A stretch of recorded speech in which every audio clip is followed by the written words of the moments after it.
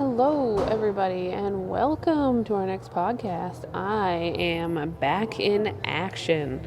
We are starting off with Unit 7 as my first actual true video cast. Hi, everybody. I'm here in person. So, let's get started. We're going to talk about Unit 7, Cognition. Really, what we're talking about is memory here, and we're referring to cognition in that context.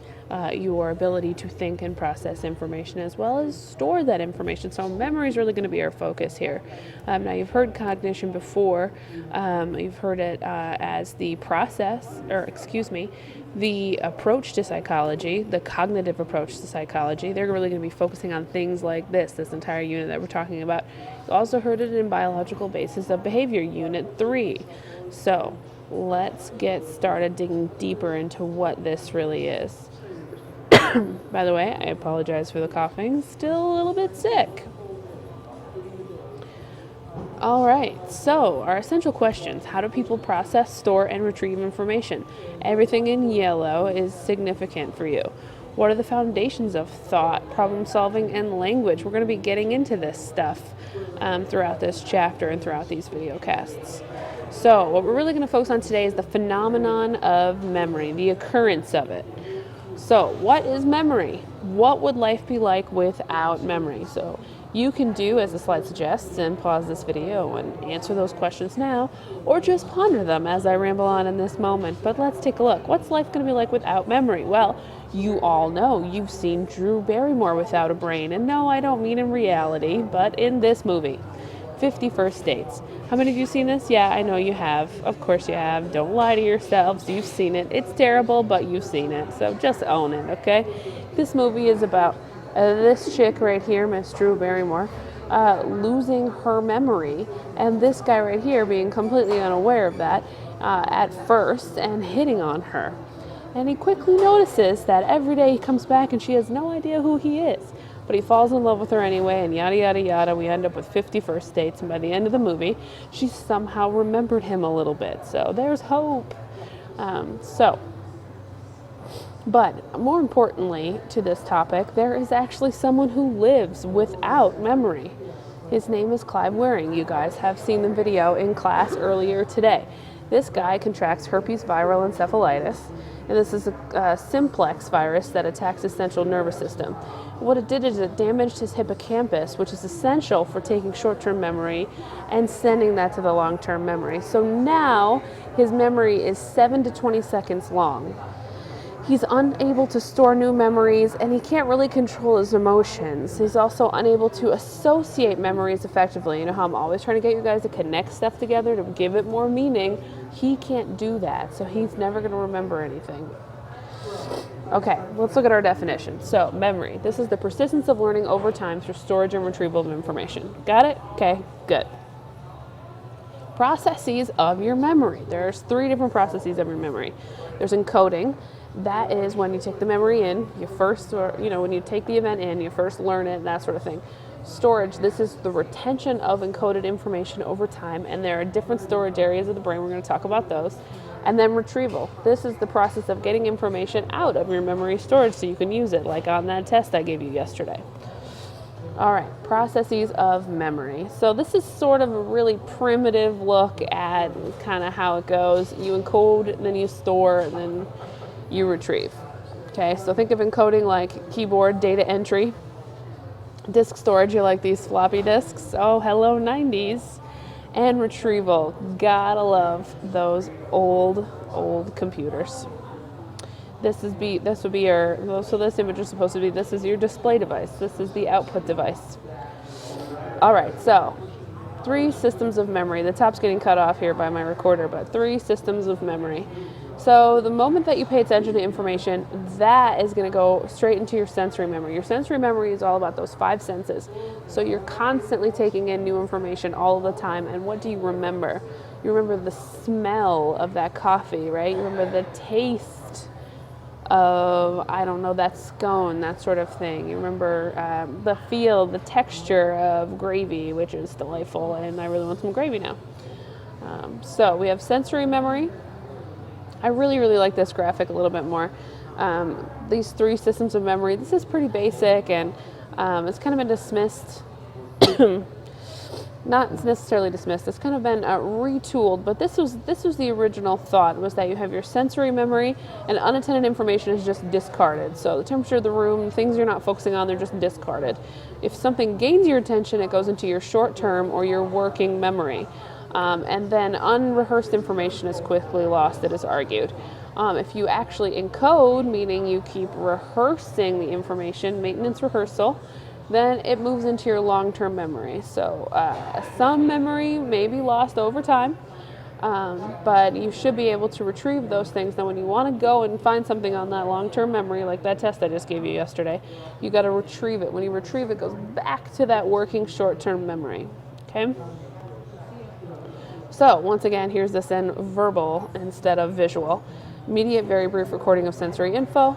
Short-term, activated memory that holds a few items, such as the 7 digits of a phone number while you're dialing it, before the information is stored or forgotten. And then long-term memory, the relatively permanent and limitless storehouse of memory system. Now, your long-term memory is kind of cool. Let's check out how. So here's the types of long-term memory. You've got episodic memory. This is memory of your own life. This is why TV shows are called episodes. Episodic memory. Then you have semantic memory. Knowledge of language, including the rules, the words, and the meanings. This is going to be stored somewhere else as long-term memory. I think you all know where. Think about it for a second. Which area? Then declarative memory. Stored knowledge is called forth consciously as needed. It includes both the episodic and the semantic memories in order to come together and be able to communicate that. And then you have procedural memory, storage of learned skills that does not require conscious recollection. This is Clive Wearing. This is why he's still able to learn some things. He learns that procedure. This procedural memory was not damaged, so he learns the procedure. He doesn't remember where he got that information from. He doesn't remember who told it to him or taught it to him, but he remembers that procedure and how to do that, which is partly why he can still play the piano. All right, this is called stages of memory. I know it's being cut off up there. So here's your different stages. We've got our sensory memory. It's telling you the capacity, the duration, and an example of each one of these, your short-term memory and your long-term memory.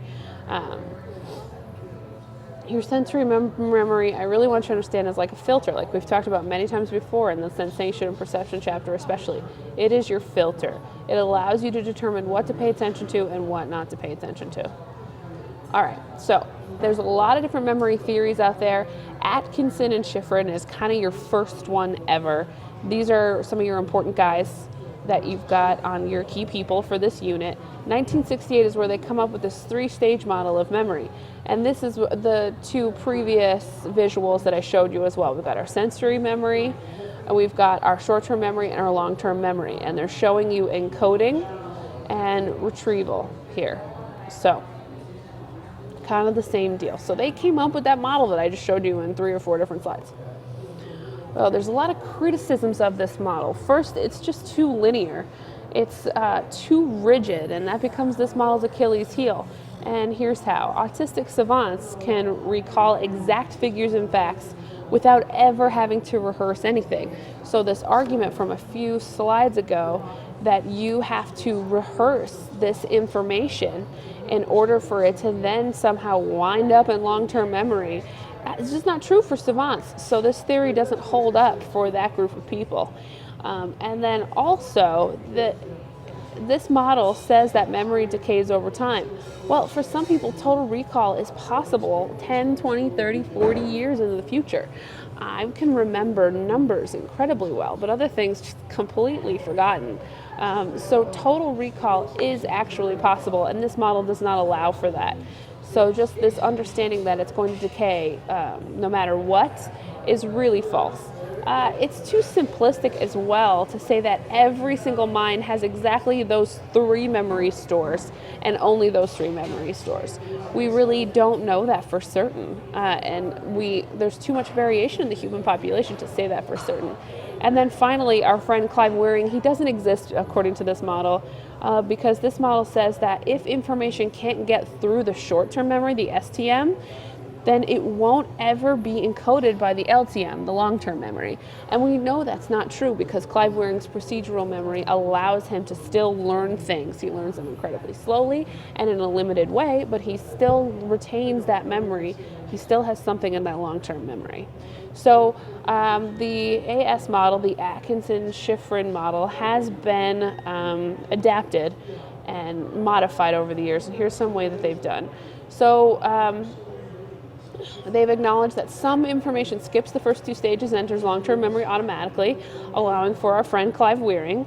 And then since we can't focus on all sensory info, we select info that is important and actively process it into working memory. Now, short-term memory has become this working memory thing.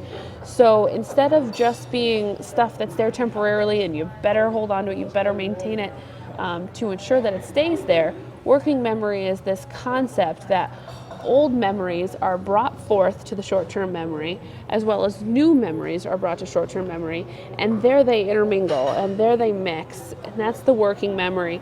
And that's how you create connections and meanings and process information. That's part of your problem solving, is this area. So instead of short-term memory, they've really molded this into a concept of working memory, which brings sensation and perception and your sensory memory together with prior experiences.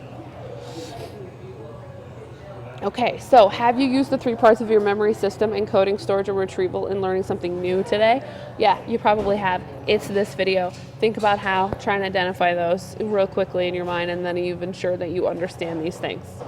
Review. So, from this video, you should know what is memory. You should be able to identify and describe the three processes of memory, identify and describe the three stages of memory, what was criticized about the Atkinson-Shiffrin three-stage model and how it was adapted, and then also what is working memory. So next time I'm going to be checking these notes, make sure you have them, and then we're going to be placing all of this vocab into those notes.